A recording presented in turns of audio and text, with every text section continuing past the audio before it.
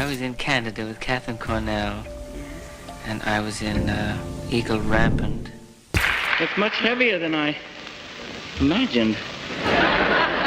The 1990s. A decade brimming with innovation, cultural milestones, and unforgettable moments.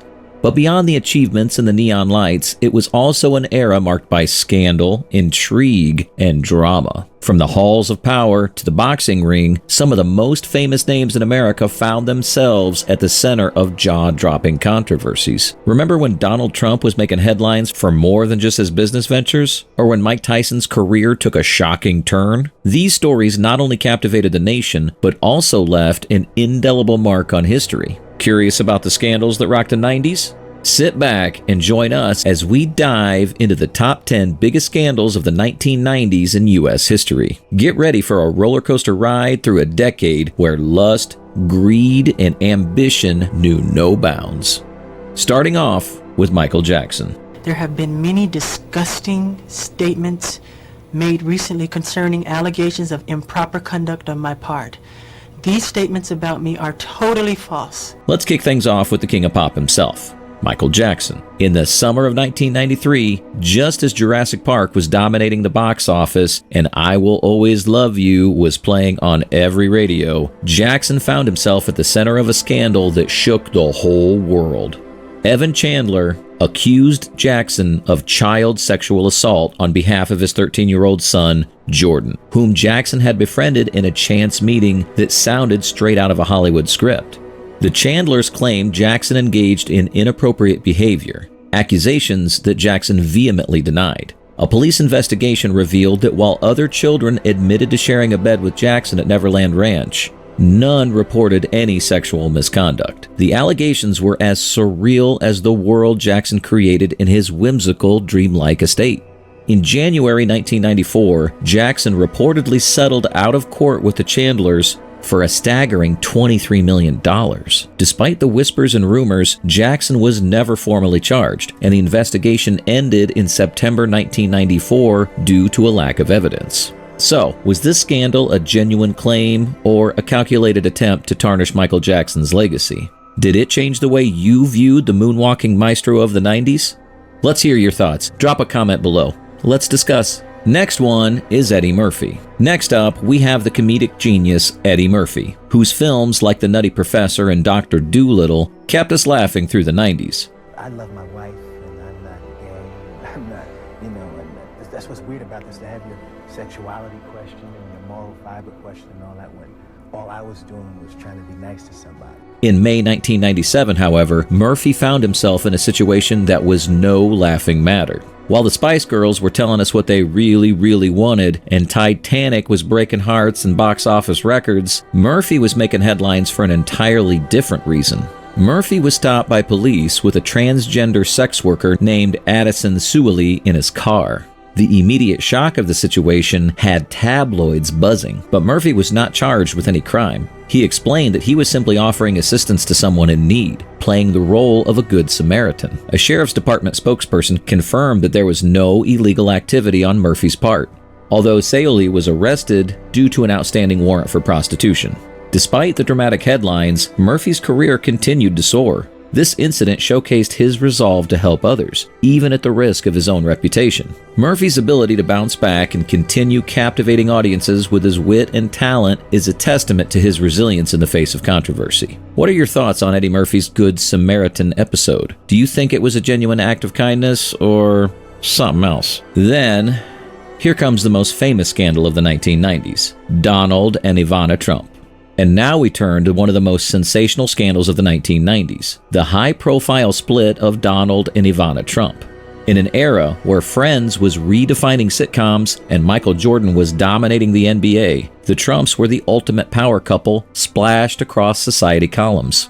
That all came crashing down in the early 90s with a revelation that shocked the world. The New York Post ignited a media frenzy with the headline-grabbing quote from Donald Trump's mistress, Marla Maples, "Best sex I've ever had." This bombshell revelation cast a shadow over the Trump empire, leaving many to speculate about its future stability. The scandal wasn't just tabloid fodder. It was the talk of the town, making waves from New York to Hollywood. Amid the uproar, Donald and Ivana maintained their high society appearances, often seen together at glittering events with expressions that masked the turmoil beneath. Their controlled demeanor only fueled the intrigue. What secrets were they hiding, and what led to their explosive separation? Were you aware of this scandal when it broke, and did it change your perception of the Trump empire? Number 4. Mike Tyson. It was a typical night outside a New York dance club called September when the paths of fame and infamy crossed dramatically. Mike Tyson, the legendary boxer known for his fierce prowess in the ring, found himself in a scandal that would overshadow his career for years to come. According to the woman's statement, "My friend and I were hanging out with him and his limousine driver. Tyson told us about a party and asked us to join him. My friend was going to drop off her car, and Tyson said he would pick her up in the limousine. Left alone with Tyson, the woman recounted how he began touching her and attempting to kiss her. Despite her repeated refusals and pleas for him to stop, Tyson persisted. He forcibly removed her pants and continued on. She swiftly filed a case against Tyson, seeking $5 million for the emotional and physical trauma inflicted upon her. In a bid to protect herself from media backlash, she filed her complaint under a pseudonym. The gravity of the accusations led to a thorough investigation, and Tyson was eventually imprisoned. His incarceration was a fall from grace that shook the sports world. However, the saga didn't end there. After serving his sentence, Tyson was released in 1995 and staged a triumphant return to the ring, reclaiming his championship title and solidifying his legacy as a heavyweight champion. Mike Tyson's story is a complex blend of triumph and controversy. Number 5. Jerry Seinfeld. After a chance encounter in Central Park, 17-year-old Shoshana Lonstein and then 38-year-old comedian Jerry Seinfeld swapped phone numbers and began an unexpected romance. Their relationship lasted from 1993 to 1997, during which Lonstein transferred from George Washington University to UCLA to be closer to Seinfeld. Despite their significant age difference, Seinfeld defended their relationship, asserting its innocence during an interview on Howard Stern's radio show. Not long after his relationship with Lonstein ended, Seinfeld met Jessica Sklar, a public relations executive for Tommy Hilfiger. Unbeknownst to him, Sklar had just returned from her honeymoon. They began dating, and Sklar filed for divorce from her husband 2 months later. Sklar and Seinfeld married on Christmas 1999. Jerry Seinfeld's romantic entanglements brought nearly as much intrigue as his comedy brought laughter. Do you remember the buzz around the scandal? Number 6. Milli Vanilli.